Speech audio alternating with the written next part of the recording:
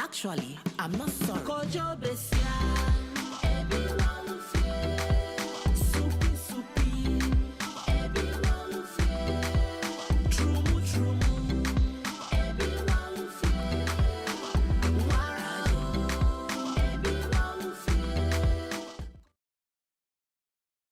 You don't have to shy away about sex or put it in a taboo. Oh, please don't talk about it. No. Hi, my name is Solange. This is for the culture. Hey, Solange. Yeah.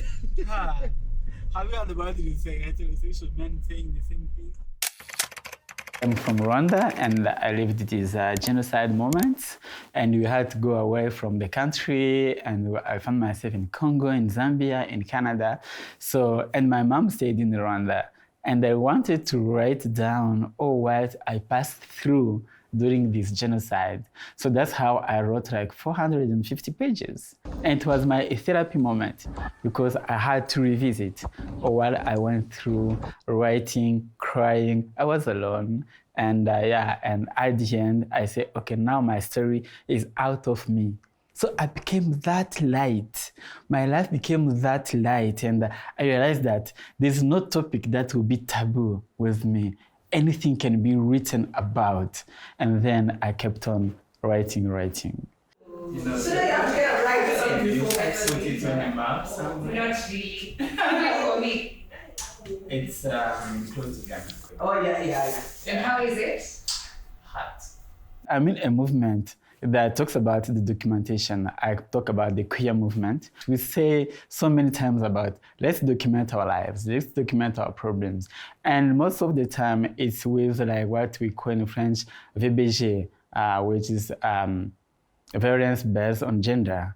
So most of the time we document about what I say bad things, like the worst moment that we passed through. But rarely we document about our joy, or like this moment that we are spending together. So I said I want to start documenting about our joy, about our sex, about our sexuality. I think it's something that you have to talk about it, you have to enjoy it, and you have to talk about the way we enjoy it. So yeah, I love writing about erotism, and as a trans woman, I love also like talking about how the sex and sexuality of trans women here in Africa, a topic that is rarely talking about. Hey! No, that's some bragging shit. That's some bragging shit. Like, for sure. Thank you. This is gonna be a phenomenal week.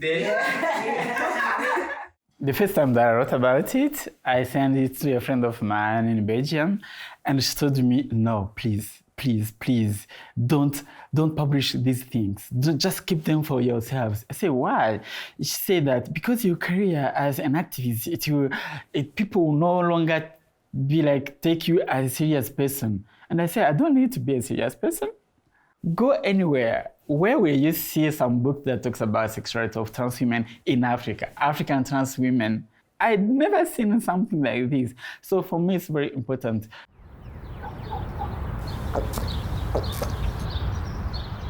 Quelque chose d'étrange arrive. La naissance d'un semblant de plaisir de ma part. Je m'abandonne. Il ne faut pas résister dans ces situations. Il faut se laisser aller. Mike enfonce doucement. Ce n'est plus de va-et-vient, c'est une avancée rectiligne, sans reculer. Lentement, oui, mais sans reculer.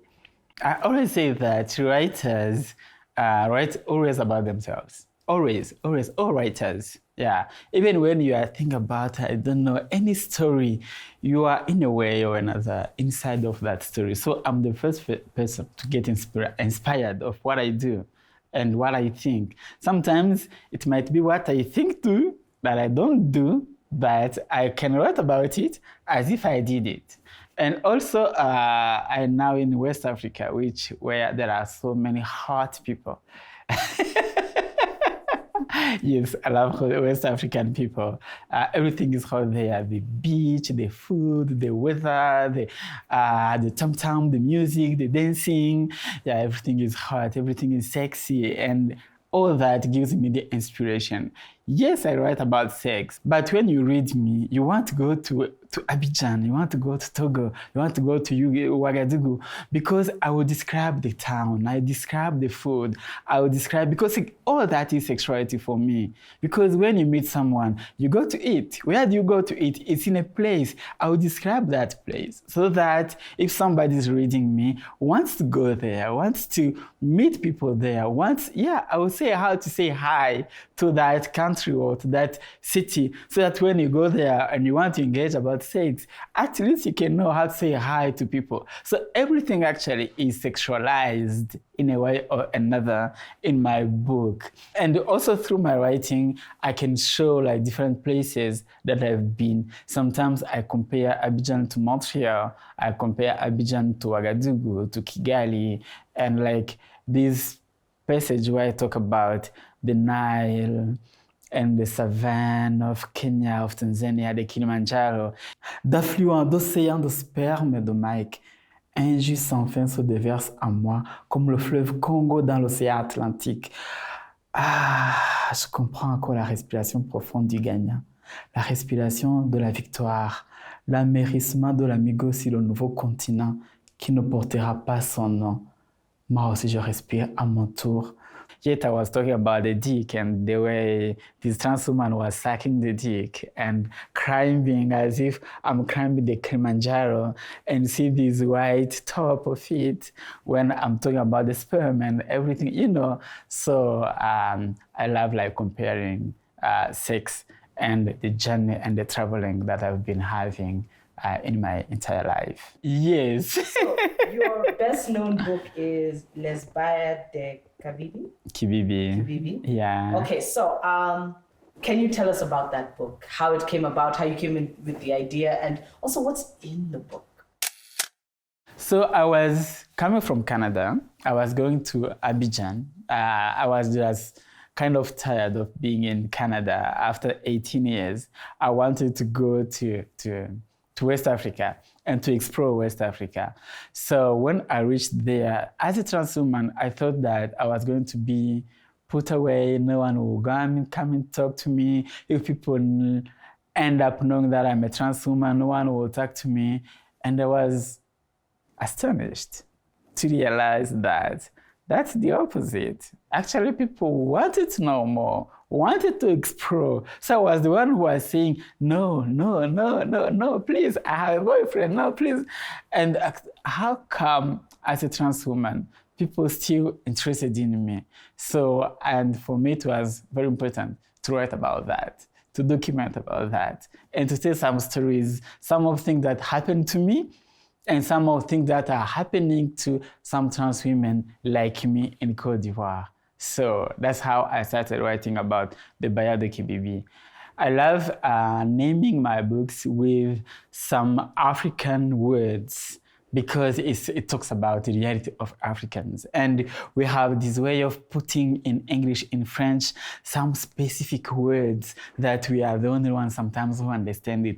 Definitely, I give some explanations of those words, like the Baya. The Baya means those, in French we call them perles. Those things that we put on our waist, especially women. And that's what in Côte d'Ivoire they call baya.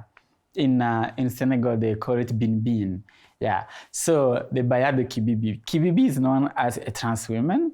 So how a trans woman, how her waist beat will be. So that becomes like a very curious topic in a way or another.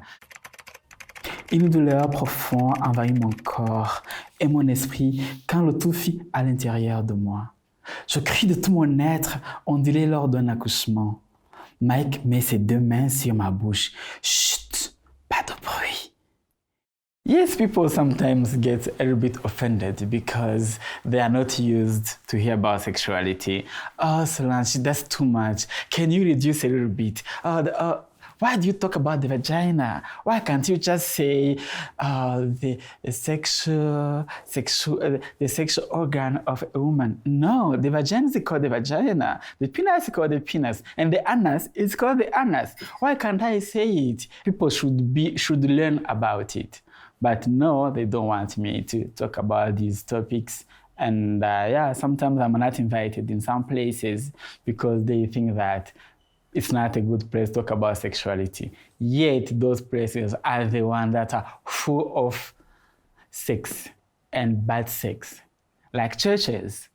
Yeah, where everybody will look holy, yet we know what is done after church and before church. And I think those are places which will talk about sex. And then through that, it will be my time to talk about what is a trans identity. I will talk about the feminism. I will talk about the conditions of women in Africa. And I think as women, it's for us very important to talk about our sexuality because we have been in a society whereby sexuality is only for men and we are their objects for their sexuality as if we don't have any sexuality. So I want to show how we enjoy it. And also I use that as a tool for teaching because like when we talk about the inner sex, nobody wants to talk about it, actually. So how should we clean ourselves? What can we do? What cannot do? How can we say no to people when we don't want to? So yeah, it's not really sex just for sex. For me, it's important to use that as a teaching moment.